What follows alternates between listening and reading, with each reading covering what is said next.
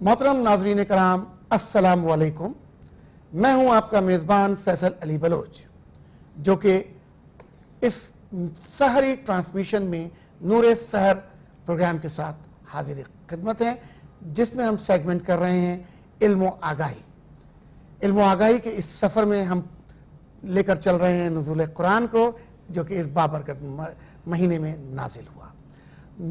इस नुज़ूल कुरान के मौजू में हम उन्वान पेश कर रहे हैं इस वक्त कुरान और हमारा मुआशी निज़ाम, जिसमें हम अभी काफ़ी गुफ्तगू कर चुके हैं पिछले सेगमेंट्स में, जो नाजरीन ने बहुत पसंद की, जिसका फीडबैक हमें मुसलसल मिल रहा है हमारे AY के ऊपर, मेट्रो के ऊपर, और मुस्तकिल आप लोगों की जो कॉल्स आ रही हैं उसके लिए हम सब आपके शुक्रगुजार हैं। आज इसी सिलसिले को हम आगे बढ़ाते हुए ये गुफ्तगू करेंगे कि नाज़रीन कराम, ये जो हमारा मामला है निज़ाम मुआश का, कि हम किस तरीके से ज़िंदगी को बसर कर रहे हैं और किस तरीके से इसको लेकर आगे बढ़ रहे हैं, तो उसमें ज़कात की क्या अहमियत है और उसके मसारिफ क्या हैं। और ये जो हमने पिछले दिनों बात की थी, पिछले सेगमेंट में पिछले दिन, जिसमें हमने कहा था कि जो लेन देन हम मुल्क की रियासत के बैंकों के साथ और उससे कर्जे लेकर करते हैं और भाग जाते हैं, और फिर इसी तरह रियासत भी ज़कात को राइज करती है, तो क्या असरात हैं माशरे पर। नौजवान ख़ास तौर पर इस टॉपिक को समझें और अपनी ज़िंदगियों में शामिल करें। यकीन मानिए आपकी ज़िंदगियां आसान हो जाएंगी, सहल हो जाएंगी। डॉक्टर नसरीन साहिबा मेरे साथ मौजूद। डॉक्टर साहिबा किसी तारुफ की मोहताज नहीं, आप मुसन्निफ़ा हैं, एक किताब रब की गुफ्तगू अपने हबीब के साथ। और मैं डॉक्टर साहिबा से गुजारिश करूँगा कि इस मामलात पर आपसे एक गुफ्तगू करें और आपके इन गिरहों को जो आपके जहनों में डाल दी गई हैं या डली हुई हैं उन्हें खोलें। प्लीज़ डॉक्टर साहिबा। जी देखिए, ज़कात का जो निज़ाम आया ना, ये मईशत के साथ मरबूत है, मईशत से इसका चोली दामन का साथ है। यानी माशरे में, रियासत में कोई शख्स बुनियादी ज़रूरतों से भी जो है वो महरूम न रहे, और दूसरी तरफ इतनी रेल पेल हो कि वो जो बुनियादी हुकूक हैं, बुनियादी जो ज़रूरियात हैं एक इंसान की, वो भी पूरी ना हो सकें। मसावात नहीं है इस्लाम में, ये याद रखिएगा। मसावात की बात यहाँ नहीं हो रही, मैंने पिछले प्रोग्राम में भी कहा था।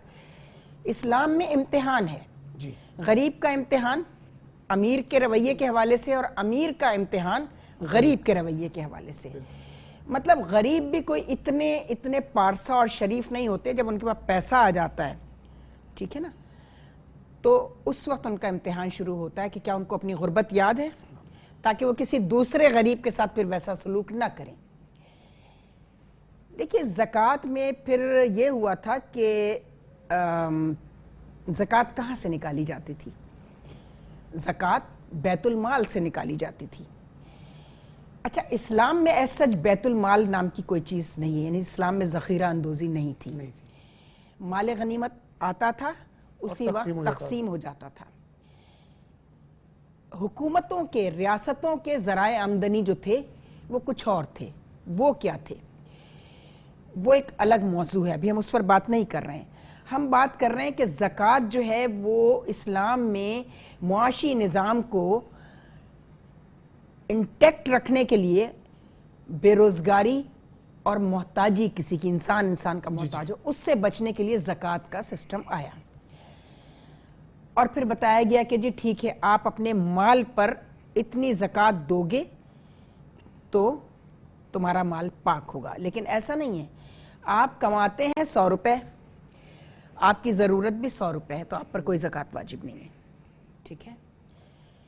अगर आप कमाते हैं 150 रुपये, आपकी ज़रूरत है 100 रुपये, तो वो जो 50 रुपये बचते हैं उस पर भी पूरे नहीं ले रहा आपसे ज़कात का निज़ाम, वो कह रहा है इतने %। ठीक है। अब मुख्तलिफ मकतबा फ़िक्र में इसकी मुख्तलिफ परसेंटेजेस हैं, बिल्कुल ठीक है ना। आप मकतबा अहले सुन्नत के यहाँ जो है वो 2.5% है, बिल्कुल ऐसे, और हर चीज़ पर है। जी जी। मकतब तशय्यो जो है उनके यहाँ एक बिल्कुल मुख्तलिफ निज़ाम है, बिल्कुल। अच्छा, सिर्फ ज़कात अलहदा नहीं है, ज़कात के साथ उशर भी है, उशर भी, ٹھیک ہے نا. عشر اشرا یعنی 10%. یہ 2.5% مال پہ اور 10% عشر پہ. اب آتے ہیں اہل تشیع. ان کے مکتبہ فکر میں زکوٰۃ صرف ٹھہری ہوئی چیز پر ہے. ٹھہری ہوئی چیز پر ہے یعنی سونے پر ہے, جامد چیز کے اوپر, سونے کے اوپر ہے, زیورات پہ نہیں ہے. آپ کے پاس سونا ہے, اس کے اوپر 7% زکوٰۃ آپ نکالیں گے. آپ کے پاس مال مویشی ہیں, ٹھیک ہے, ان کے اوپر آپ 10%, یا آپ زراعت کا کاروبار, زراعت اور مال مویشی کا کاروبار, وہ زراعت میں آتا ہے, ایگریکلچر میں آتا ہے, آپ نے آپ عشر کا نظام. اب ہے خمس. خمس یعنی 5 کو کہتے ہیں. اپنے مال کا, آمدنی کا نہیں, مال کا 5واں حصہ 20%, صحیح, اس کو بھی ڈیوائیڈ کر دیا گیا. 10% کہا گیا ان لوگوں کے لیے ہے جو رسول کی آل اور اولاد ہیں, جن پر صدقہ واجب نہیں ہے.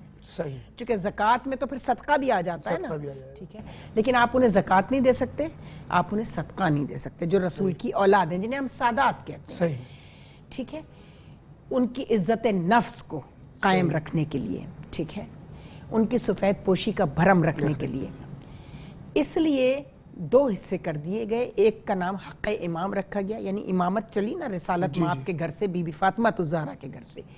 یاد رہے کہ اولاد سادات وہی ہیں جو بی بی فاطمہ الزہرا سے حضرت علی کرم اللہ وجہہ کی اولادیں, جو حضرت علی کرم اللہ وجہہ کی دوسری ازدواج ہیں, ان سے جو اولاد ہے وہ یا علوی ہیں یا اوان ہیں, وہ سادات نہیں ہیں. سادات صرف وہی ہیں جن کی نسل بی بی فاطمہ الزہرا سے چلی, ٹھیک ہے. ان سادات پر صدقہ, زکوٰۃ سب حرام ہے, ان کو نہیں دیا جا سکتا. یہ ان کی پاکیزگی نسب کی وجہ سے کہا گیا, ٹھیک ہے. تو اب کیا کریں؟ 10% کہا ہے صرف دینے کے لیے. 10% ان کا حق ہے. اس میں کیا کیا؟ ان کی بنیادی ضرورتیں, ان کے گھر کا راشن, کوئی کمانے والا نہیں ہے, کوئی ذرائع آمدنی نہیں ہے, پھر ان کے بچوں کی تعلیم, ان کی رہائش, لباس, ٹھیک ہے, صحیح, مکان, ٹھیک ہے, ان سب کے لیے ان کو 10% دیا جائے مال میں سے. اور 10% جو ہے وہ کہلاتا ہے سہم امام, یعنی اداروں پر خرچ کیا جائے, ورنہ ادارے ترویج نہیں پائیں گے. بالکل.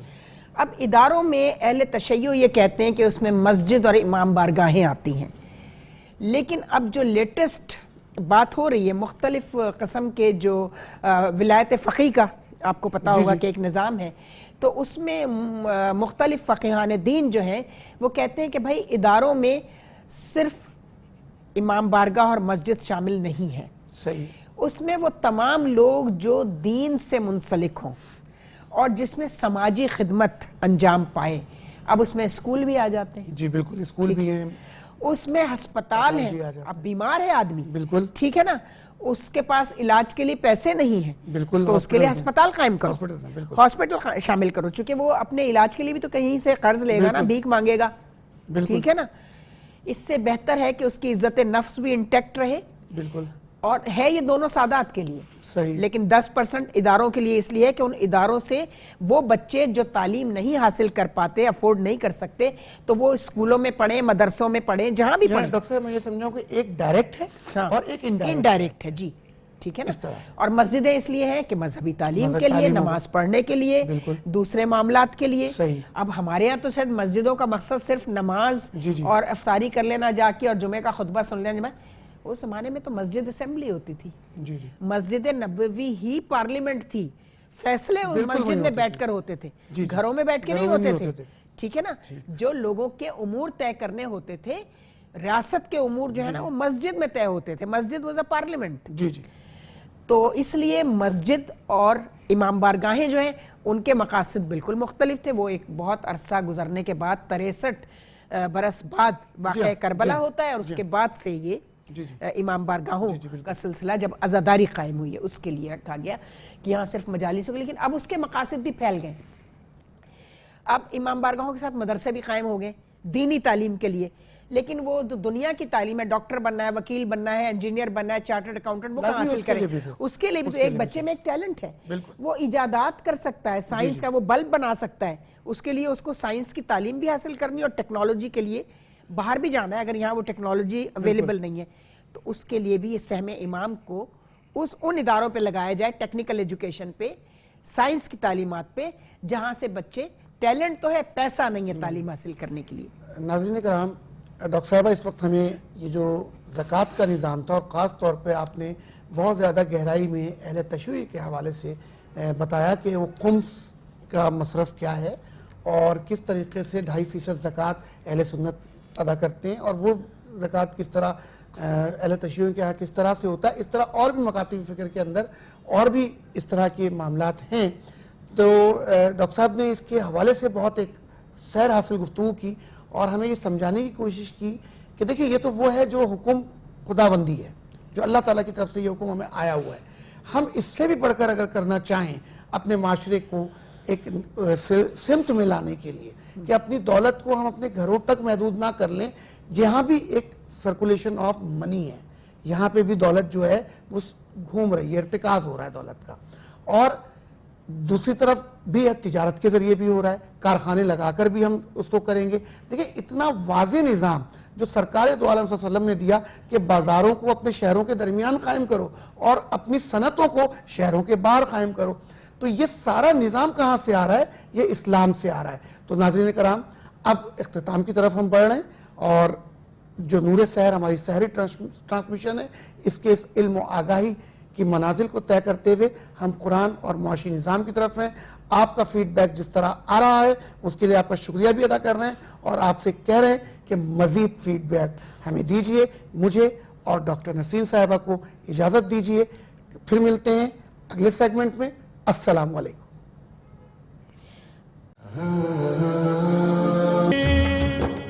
دفعہ پھر سے خوش آمدید کرتے ہیں آپ کو اس پروگرام میں جس کا نام ہے نور سحر، اور آج کا جو ہمارا موضوع بحث تھا وہ ہے زکوٰۃ، اور ہم اپنے مفتی صاحب سے بات کر رہے تھے۔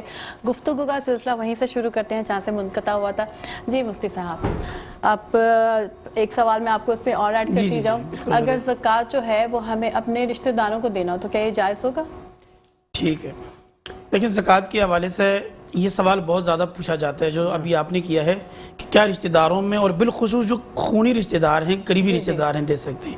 اس میں بڑا آسان اصول ہے کہ اصول اور فروع، یعنی اوپر اور نیچے نہیں دے سکتے۔ اوپر والد ہے، دادا ہے، یہ جو لوگ ہیں ان کو نہیں دے سکتے، اور رشتے کی تقدس کی وجہ سے نہیں دے سکتے، اور کوئی وجہ نہیں ہے۔ اور نیچے بھی جو بیٹا ہے، پوتا ہے، ان کو نہیں دے سکتے، کیونکہ ان کی کفالت آپ کے ذمہ ویسے ہی واجب ہے، لازم ہے آپ کریں، آپ زکوٰۃ کے مال سے نہ کریں۔ باقی جو دائیں بائیں جتنے بھی رشتے ہیں، بہنیں ہیں، بھائی ہیں، خالائیں ہیں، پھوپھیاں ہیں، ماموں ہیں، چچا ہیں، تایا ہیں، اس قسم کے جتنے بھی رشتے ہیں، ان تمام رشتوں میں زکوٰۃ دی جا سکتی ہے، بالکل زکوٰۃ جو ہے الاؤ ہے۔ اور اس کے علاوہ ہم بات کر رہے تھے جہاں سے سلسلہ ہمارا ٹوٹا تھا کہ نبی اکرم صلی اللہ علیہ وسلم کی سوسائٹی میں زکوٰۃ کس طرح وصول کی جاتی تھی، کیا وصول کی بھی جاتی تھی یا نہیں؟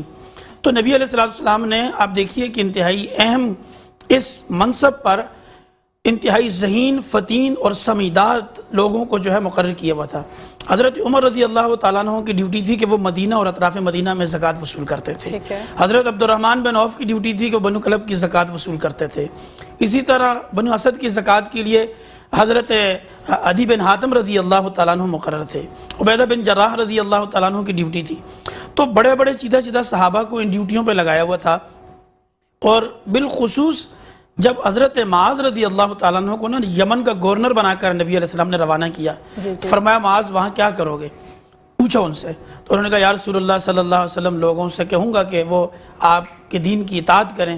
فرمایا ان کو نماز کا حکم دو، پہلے تو اہل کتاب ہیں ان کے ساتھ نرمی کرو، جو ایمان لے آئیں انہیں نماز کا حکم دو، اور زکوٰۃ ان سے وصول کرو۔ اور نبی اکرم صلی اللہ علیہ وسلم کے دور میں پابندی کے ساتھ زکوٰۃ وصول کی جاتی رہی۔ آپ صلی اللہ علیہ وسلم کے بعد حضرت ابوبکر صدیق آئے، تو حضرت ابوبکر صدیق کے دور میں یہ ایک فتنہ کھڑا ہوا کہ ہم زکوٰۃ نہیں دیں گے۔ تو حضرت ابوبکر صدیق رضی اللہ تعالیٰ عنہ سے خلیفہ دوم حضرت عمر نے کہا کہ آپ نرمی کا معاملہ کریں، حالانکہ سمجھے یہ جاتے ہیں اور عام طور پر جو ایک تصور ہے کہ حضرت عمر بڑے سخت تھے، بڑے سخت تو انہوں نے کہا آپ نرمی کا معاملہ کریں. حضرت ابوبکر نے فرمایا اللہ کی قسم جس کے قبضے میں ابوبکر کی جان ہے کہ جو لوگ نبی پاک صلی اللہ علیہ وسلم کے زمانے میں ایک رسی جو جانوروں کے گلے میں ہوتی ہے وہ بھی جو دیا کرتے تھے اگر روک لیں گے تو میں ان کے خلاف تلوار لے کے نکلوں گا، اور ایسا ہی ہوا. اللہ اکبر. آپ نے جہاد کیا منکرین زکوٰۃ مانین زکوٰۃ کے خلاف. یہ ایک بہت جو ہے بڑی جنگ ہے، لڑائی ہے، جس کے اندر منکرین زکوٰۃ کے خلاف جو ہے حضرت ابوبکر صدیق رضی اللہ تعالیٰ عنہ نے باقاعدہ لشکر کشی کی. اور حضرت عمر نے فرمایا کہ مجھے شرح صدر ہوا کہ اللہ تعالیٰ نے ابو بکر کے دل میں القاء کر دیا اور وہ صحیح مسئلے کو صحیح وقت پر سمجھ گیا مانین زکوٰۃ کو. چونکہ سوسائٹی زکوٰۃ کے بغیر، اس کی ترویج زکوٰۃ کے بغیر سوسائٹی کی ترقی، پسے ہوئے غریب مسکین لوگوں کو ساتھ لے کر چلنا یہ ممکن نہیں ہے. اچھا مفتی روشن صاحب مجھے یہ بتائیے گا کہ زکوٰۃ کی جو شرح ہے اہل سنت والجماعت کے نزدیک وہ کتنی ہے، اور یہ جو عشر ہے وہ کیا ہے؟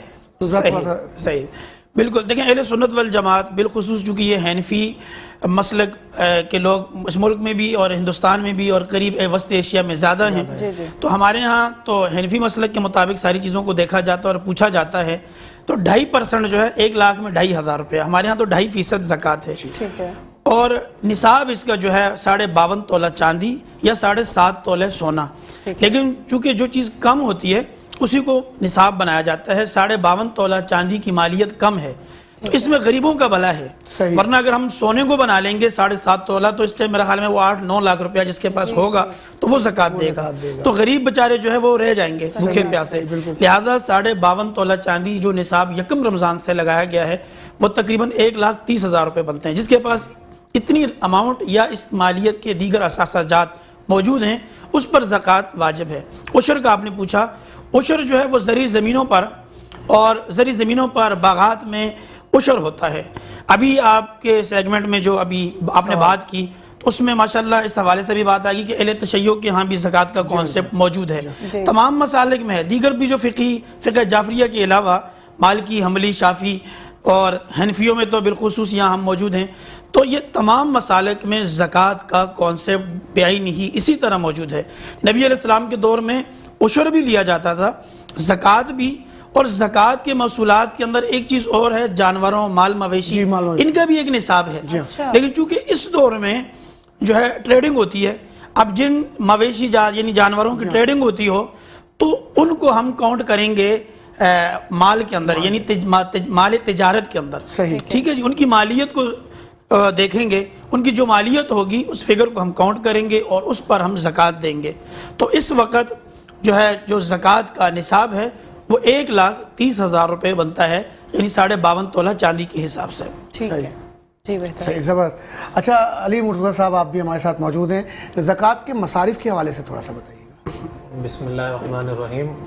زکوٰۃ کے مصارف یعنی کہ جن جگہوں پر جو ہے وہ زکوٰۃ خرچ کی جا سکتی ہے تو اس کو بھی جو ہے وہ قرآن مجید فرقان حمید نے واضح طور پر جو ہے وہ بیان کیا ہے. قرآن مجید میں اللہ تعالیٰ نے فرمایا کہ انما الصدقات للفقراء والمساکین والعاملین والمؤلفۃ قلوبهم وفی الرقاب والغارمین وفی سبیل اللہ وابن السبیل. تو زکوٰۃ جو ہے وہ 8 قسم کے لوگ ہیں جن کو قرآن مجید فرقان حمید نے بالکل واضح طور پر فرمایا گیا ہے کہ ان میں فقراء ہیں، مساکین ہیں اور عاملین زکوٰۃ، یعنی کہ زکوٰۃ کے دفاتر کے وہ افسران جو کہ زکوٰۃ جمع کرنے پر مامور ہوں. صحیح. اور اسی طریقے سے مؤلفۃ القلوب یعنی کہ تالیف قلبی کے لیے، دلجوئی کے لیے. اصل میں ہوتا یہ تھا کہ شروع اسلام کے اندر لوگ جو ہے وہ مسلمان ہو رہے تھے تو 9 مسلمز تھے، تو 9 مسلموں کی جو ہے وہ دلجوئی کے لیے ان کو بھی زکوٰۃ دے دی جاتی تھی. لیکن حضرت عمر رضی اللہ تعالی عنہ کے دور کے اندر اس مصرف کو جو ہے وہ انہوں نے بند کر دیا اور انہوں نے کہا کہ یہ شروع اسلام کے اندر جو ہے وہ دلجوئی تھی، اسلام کو قوت بخشنا تھا. اب اللہ تعالیٰ نے اسلام کو جو ہے وہ قوت جو ہے وہ بخش دی ہے. والمؤلفۃ قلوبہم وفی الرقاب. تو پہلے غلام ہوا کرتے تھے، آج کل اچھا نوکروں کے آج کل کے اور غلاموں میں بڑا واضح کانسیپٹ ہے. وہ تو غلام کی جو ڈیفینیشن یہ تھی کہ بالکل وہ اپنے آقا کے بل وہ کہنا میں رحم و کرم پر ہوتا تھا. صحیح.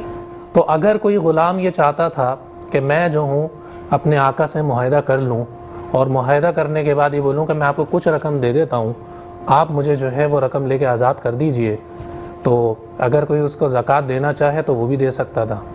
چونکہ آج کل کے دور کے اندر غلام جو ہے وہ چونکہ ایک جنیوا کنونشن ہوا تھا, اس کے تحت جو ہے وہ غلامی کے جو سلسلے کو جو ہے 100 سال پہلے 150 سال پہلے اس چیز کو ختم کر دی. والغارمین وفی سبیل اللہ. اچھا غارمین کہتے ہیں قرض دار کو. اچھا قرض دار بھی کیسا؟ آج کل تو کوئی بھی کہہ دے گا کہ جی میرے پہ قرضہ ہے 1 لاکھ 2 لاکھ 4 لاکھ, تو نہیں. غارمین وہ کہ جس کو قرضے نے بالکل ڈبو دیا ہے, بالکل ڈیفالٹر ہو گیا, تو اس کو بھی جو ہے وہ زکوٰۃ دی جاتی ہے.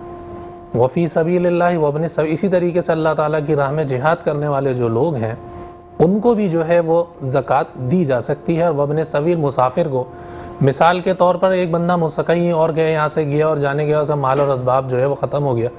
اگرچہ مثال کے طور پر وہ پاکستان اور پاکستان میں وہ کروڑ پتی ارب پتی ہے, لیکن مثلا مثال کے طور سعودی عرب گیا تو وہاں اس کے پاس کچھ بھی پیسے نہیں ہے, تو وہاں بھی وہ اپنی ضروریات کو پورا کرنے کے لیے زکوٰۃ دے.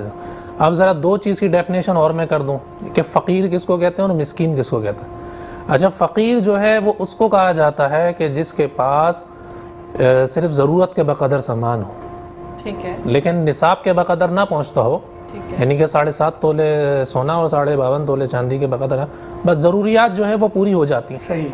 اور دوسرا ہے کہ مسکین کی ڈیفینیشن کیا ہے؟ مسکین کی ڈیفینیشن ہے جو بیچارہ بالکل روڈ پر آیا ہوا ہے. صحیح. تو ان تمام کے تمام لوگوں کو جو ہے وہ زکوٰۃ دی جا سکتی ہے. 6 جو ہے وہ مصرف اس وقت جو ہے وہ موجود ہیں, جن میں سے مؤلفۃ القلوب جو ہے وہ منسوخ ہو چکا ہے. رقاب جو ہے وہ موجود نہیں ہے. رقاب کی جو ہے وہ ایک صورت کو جو ہے, رقاب یعنی کہ غلامی کی ایک صورت کو جو ہے وہ فقہاء کرام نے آج کے دور کے اندر, دور جدید کے اندر جو ہے وہ بیان کیا گیا ہے کہ شاہد صاحب میں آپ سے یہ پوچھنا چاہوں گا کہ یہ جو ہماری نور سحر سحری نشریات چل رہی ہے اس حوالے سے, اور آپ کے اپنے ایونٹ مینجمنٹ جو کمپنی ہے اس کی نظر سے آپ اس نشریات کو کیسا دیکھ رہے ہیں اور کیا ویورشپس آپ کو نظر آ رہی ہیں؟ جی میں نے جس طرح دیکھا پروگرام پہلے بھی دیکھے اور ابھی بھی دیکھا, بہت زبردست مائک لے لیجیے پلیز. پروگرام چل رہا ہے ماشاءاللہ سے. پراپر جو ہے وہ ساری چیزیں الائن ہیں, اس میں نعت بھی ہے اور ٹاپکس ڈسکشن بھی ہو رہی ہیں. تو یہ اسی طرح چلتی رہے اور لوگ کو ماشاءاللہ سے دیکھ بھی رہے ہیں, بہت اچھے, کی جو ریٹنگ ہے وہ بھی بہت اچھی ہے. شکریہ ادا جی بہت شکریہ آپ کا, آپ نے بہت ہی مفصل جواب دیا ہے. جی ناظرین, اس وقت ہمارے پروگرام میں جو ہے چھوٹی سی بریک کا وقت ہے, ہمارے ساتھ رہیے گا, کہیں مت جائے گا. ملتے ہیں بریک کے بعد. ویلکم بیک ٹو نور سحر. اور اس کے ساتھ ہی ہم شاہد صاحب کے پاس واپس چلے گئے, ان سے جو سوال کیا تھا اس کا جواب ان سے لیں گے. جی شاہد صاحب. جی میں بتانا چاہوں گا کہ ٹرانسمیشن نور سحر بہت اچھی چل رہی ہے اور اس کی ریٹنگ بھی بہت اچھی ہے, اور پراپر پروگرام جو ہے وہ الائن ہے, جس میں جو ہے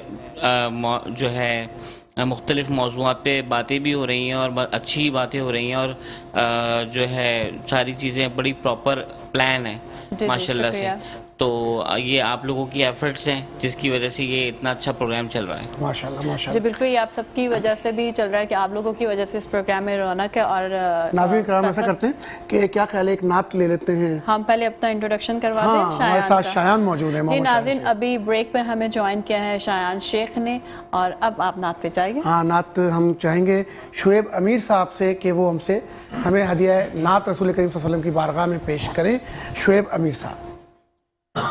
کوئی گفتگو ہو لب پر تیرا نام آ گیا ہے, کوئی گفتگو ہو لب پر تیرا نام آ گیا ہے, تیری مدح کرتے کرتے یہ مقام آ گیا ہے. میرا قلب وہ ہے راہ جہاں وہی نعت اتری, میرا قلب وہ ہے راہ جہاں وہی نعت اتری. یہ صحیفہ محبت میرے نام آ گیا ہے.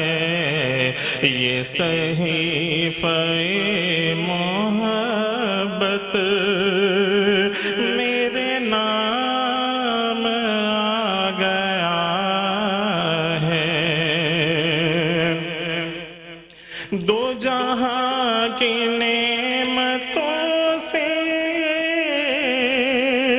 تیرے در پہ جو بھی مانگا، دو جہاں کی نعمتوں سے تیرے در پہ جو بھی مانگا، میرے دامن طلب میں وہ تمام آ گیا ہے، میرے دامن طلب میں وہ تمام آ گیا ہے،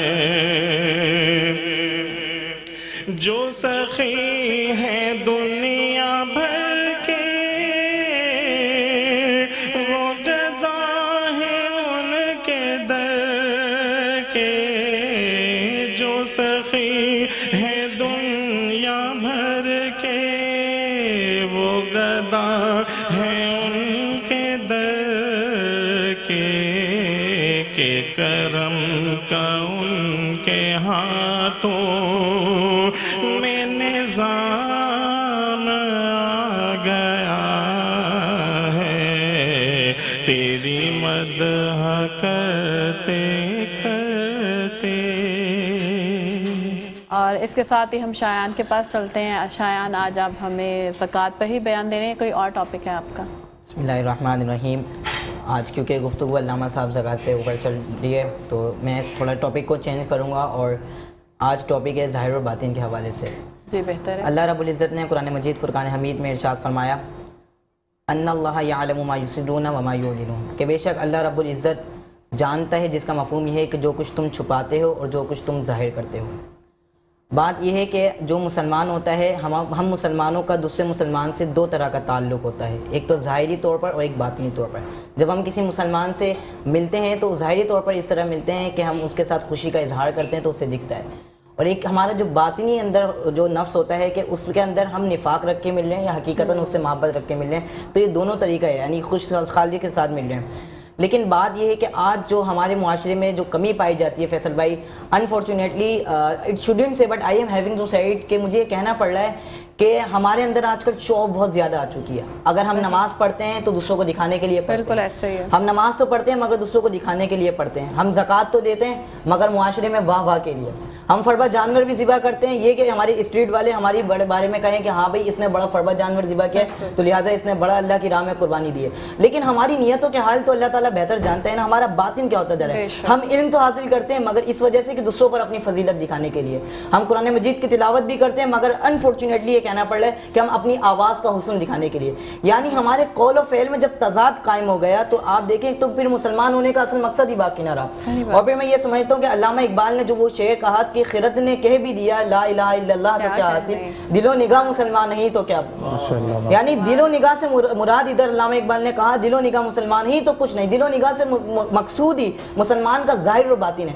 آپ اگر یہ سوچیں کہ ہمارے جو اسلاف تھے وہ کامیاب کیوں تھے، وائی دے ور سکسیسفل، اس کی وجہ یہ ملتی ہے کہ وہ ان کا ظاہر اور باطن ایک تھا، وہ جو کہتے تھے وہی کرتے تھے، ان کے قول و فعل میں تضاد نہیں تھا، مگر آج ہمارے قول و فعل میں تضاد آ گیا ہے۔ تو آج میں یہ پیغام دوں گا کہ ضرورت اس عمل کی ہے، ہمارے ناظرین کو بھی اس چیز کو سمجھنا چاہیے کہ we have to change our self. جب ہم سب مل کر اپنے سیلف کو چینج کریں گے اور اپنے ظاہر اور باطن کو ایک رکھیں گے، اور جب تضاد ختم ہوگا، آپ دیکھیں نا کہ ان کا قول و فعل ایک تھا تو بھی قرآن نے گواہی بھی دی رضی اللہ عنہ ورضوا عنہ، اللہ ان سے راضی ہے وہ اللہ سے راضی ہے، یعنی کتنی بڑی وٹنس مل رہی ہے، یہ کتنی بڑی گواہی مل رہی ہے۔ تو ہمیں چاہیے کہ اس چیز کو سمجھیں اور اپنے آپ کو چینج کریں، اپنے ظاہر اور باطن کو ایک رکھیں، اللہ رب العزت پھر ہمیں بھی کامیابی عطا فرمائے گا، اور پھر آپ دیکھیں گے انشاءاللہ جب ہمارا ظاہر اور باطن ایک ہوگا تو پاکستان کے مسلمان ایک بار پھر اپنا خواہ عروج واپس حاصل کریں گے۔ اللہ رب العزت سے دعا ہے کہ ہمارے ظاہر اور باطن کو ایک فرمائے۔